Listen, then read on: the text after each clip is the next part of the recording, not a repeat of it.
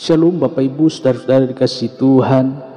Berjumpa kembali kita dalam program Santapan Rohani pada saat malam hari ini. Kiranya cinta kasih Tuhan, pertolongan perlindungan Tuhan selalu menyertai Bapak Ibu seluruh para pendengar dimanapun berada. Sebelum kita masuk dalam doa, kita baca kebenaran firman Tuhan dalam Yohanes 10 ayat 10. Pencuri datang hanya untuk mencuri dan membunuh dan membinasakan. Aku datang supaya mereka mempunyai hidup dan mempunyainya dalam segala kelimpahan. Cara pandang.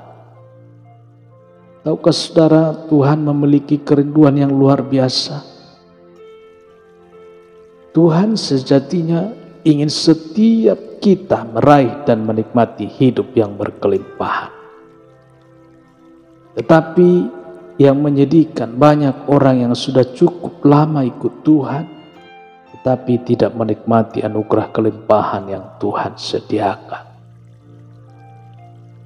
Saudara, mengapa ada orang yang tidak bisa menikmati hidup yang berkelimpahan?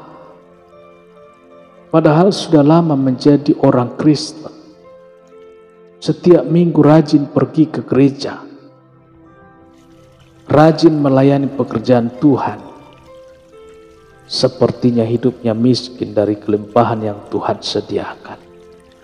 Penyebabnya adalah mereka tidak dapat memandang segala sesuatu dari sudut pandang Tuhan. Yang dilihat hanya dari sudut pandangnya saja, saudara. Sudut pandang yang sempit, sudut pandang yang sesat, sudut pandang yang tidak mencakup cakrawala yang lebih luas, sudut pandang yang tidak sampai menjangkau ke arah masa depan. Orang seperti ini memakai kacamata jarak dekat. Yang dilihat hanya yang di sekitarnya saja, saudara. Hanya melihat yang minor, sebagian kecil dari keseluruhan berkat Tuhan yang disediakan. Mestinya bisa melihat jauh, saudara, yang lebih luas, yang memiliki spektrum yang lebih lebar, lebih tinggi dan lebih jauh. Jika demikian, apa yang harus kita lakukan? Tidak ada resep lain, tidak ada formula lain. Hanya ada satu-satunya cara, ganti cara pandang yang lama dengan yang baru. Puji Tuhan.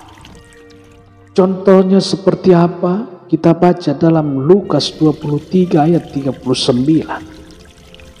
Seorang dari penjahat yang digantung itu menghujat dia, katanya, "Bukankah engkau adalah Kristus? Selamatkanlah dirimu dan kami." Penyamun yang disalib bersama Yesus mencela dia. Padahal penyamun itu disalib karena melakukan perbuatan jahat, dalam keadaan berdosa sehingga dihukum.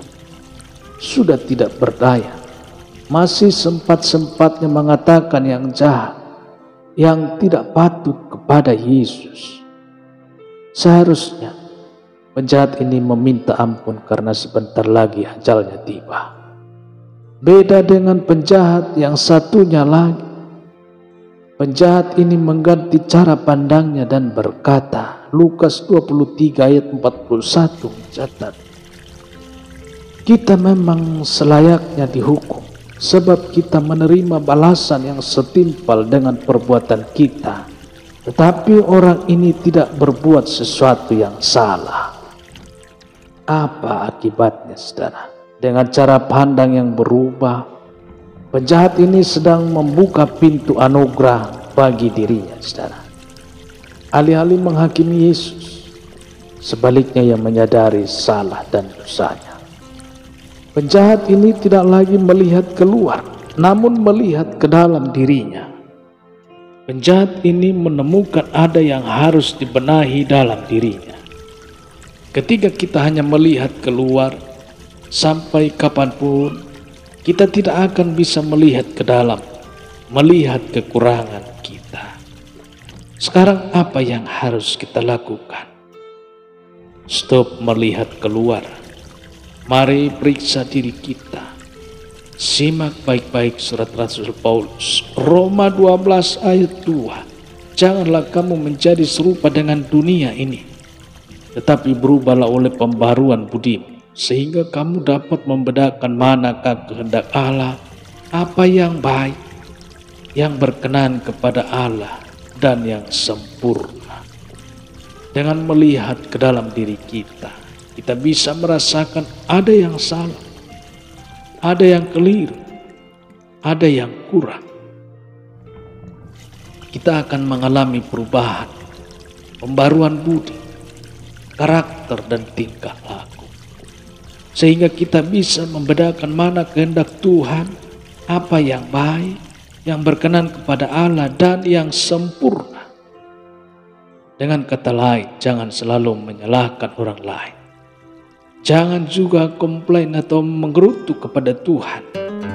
Cek ke dalam diri kita, benahi diri kita, atau ganti kacamata kita sekarang. Lihatlah, ini ternyata Tuhan telah menyediakan segala yang baik untuk kita nikmati. Hidup di dalam kelimpahan. Puji Tuhan. Kita berdoa. Bapa kami di dalam surga, terima kasih Tuhan untuk hari ini. Firman-Mu Tuhan yang menguatkan kami, untuk kami selalu menyadari berkat, kasih, dan pertolongan Tuhan selalu hadir dalam kehidupan kami. Terpujilah nama-Mu Tuhan. Kami berdoa Tuhan supaya Tuhan menerangi setiap cara berpikir kami, untuk kami selalu bisa melihat kasih Tuhan, pertolongan, perlindungan Tuhan, anugerah Tuhan di dalam kehidupan kami, supaya kami Tuhan tetap bersyukur. Tuhan Yesus, hamba juga berdoa, berkati Tuhan seluruh para pendengar dimanapun berada pada saat malam hari. Tutup bungkus mereka dengan kuat-kuat saudara Tuhan, anak-anak keluarga cucunya Kau berkati, keluar masuk rumahnya Tuhan Kau berkati, dalam aktivitasnya juga Tuhan Kau berkati. Di dalam nama Tuhan Yesus kami berdoa dan mengucap syukur. Haleluya. Amin. Bapak Ibu Saudara kasih Tuhan, demikian pendengaran firman Tuhan pada saat malam hari ini. Bertemu kita kembali esok hari dalam program Santapan Rohani. Tuhan Yesus memberkati. Haleluya. Amin.